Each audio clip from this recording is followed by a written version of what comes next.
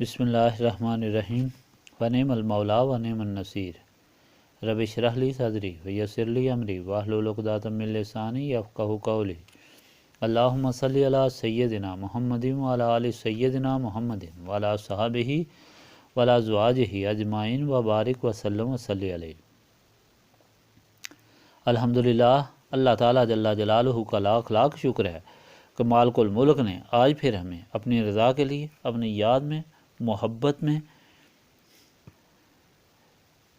یہاں جمع ہونے کی توفیق اور موقع عطا فرمایا۔ لاکھوں اور کروڑوں درود اور سلام حضرت محمد مصطفیٰ صلی اللہ علیہ وآلہ وسلم پر، جن کے فیض یہ کرم ہوا۔ سامعین کرام، اللہ تعالیٰ نے قرآن پاک میں ارشاد فرمایا، وَالنَّازِعَاتِ غَرْقًا وَالنَّاشِطَاتِ نَشْطًا، قسم سے گھسیٹ لانے والوں کی ڈوب کر اور بند چھڑا دینے والوں کی کھول کر۔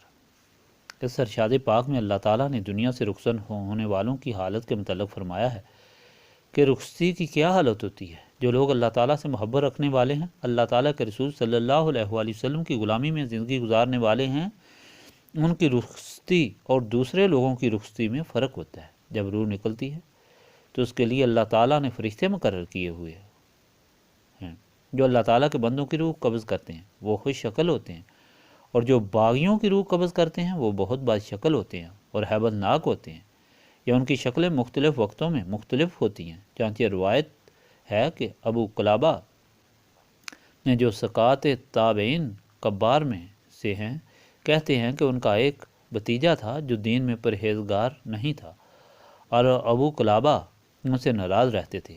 اتفاقاً وہ سخت بیمار ہوا اور لوگوں نے ابو قلابہ کو خبر دی کہ اس کی حالت اچھی نہیں ہے۔ ابو قلابہ نے آخر ترس کھا کر اس کی عیادت کی اور دیکھا کہ وہ بیماری کی شدت میں بے ہوش ہے، اور ان کو معلوم ہوا کہ شاید مر جائے گا۔ اس رات اسی کے پاس قیام کیا۔ ابو قلابہ کہتے ہیں کہ آخری رات میں نے یکا یک دیکھا کہ دو سیاہ روح بدصورت اس کے پاس کھڑے ہیں، گویا اس کی نزع روح کے منتظر ہیں۔ پھر تھوڑی دیر گزری تو مجھے معلوم ہوا کہ یکا یک مزید دو شخص نازل ہوئے جو سفید اور خوبصورت تھے، اور ان کے آتے ہی وہ دونوں سیاہ فام بدصورت ہٹ کر پیچھے کی طرف کھڑے ہو گئے۔ یہ دونوں خوبصورت شخص اس کے پاس بیٹھے۔ پھر ایک نے سردار کے طور پر دوسرے کو حکم دیا کہ دیکھ، اس میں کچھ خیر ہے۔ اس نے اپنی چونچ اس کے پیٹ میں گھونپ دی اور کچھ دیر بعد نکال کر کہا کہ میں نے سر سے پاؤں تک دیکھا، مجھے کوئی چیز نہیں ملی۔ اس نے کہا کہ پھر غور سے دیکھ۔ اس نے پھر اسی طرح کیا، آخر کہا کہ میں نے کچھ نہیں پایا۔ دوسرے نے کہا کہ یہ تو تعجب کی بات ہے کہ یہ تو اہل مغفرت میں لکھا ہے، اور پھر خود اسی طرح تلاش کیا، اور دیر کے بعد کہا سبحان اللہ، اس کے گوشہ جگر میں وہ تکبیر ہے جو اس نے اس دنیا کے جہاد میں اللہ تعالیٰ کے واسطے کہی تھی۔ پھر منہ پھیر کر ان سیاہ فام فرشتوں سے کہا کہ تم چلے جاؤ، تمہارا اس سے کوئی کام نہیں۔ اور دونوں سیاہ فام کھڑے رہے اور نہیں گئے۔ یکا یک اس بزرگ نے ان کو پھر دیکھا اور زور سے ان کو ڈانٹ کر کہا تو وہ بھاگ کر دروازے سے باہر چلے گئے، اور تھوڑی دیر کے بعد ابو قلابہ کے بھتیجے کا انتقال ہو گیا۔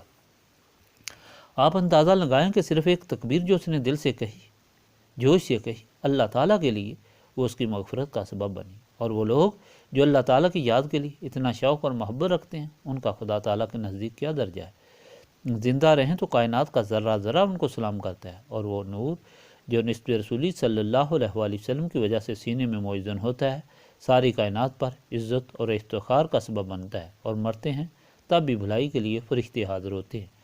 لیکن وہ لوگ جو نسبت رسولی صلی اللہ علیہ وآلہ وسلم سے محروم ہوتے ہیں، وہ دنیا میں اور اس کی محبت کی وجہ سے اللہ تعالیٰ کے حکم کے باغی ہوتے ہیں۔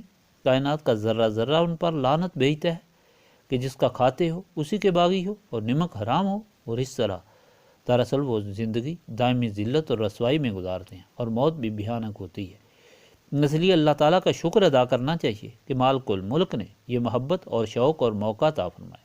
اس میں وابستگی اور تعلق کی حفاظت کرنی چاہیے، اور اس کا طریقہ اس محفل میں حاضری ہے۔ رمضان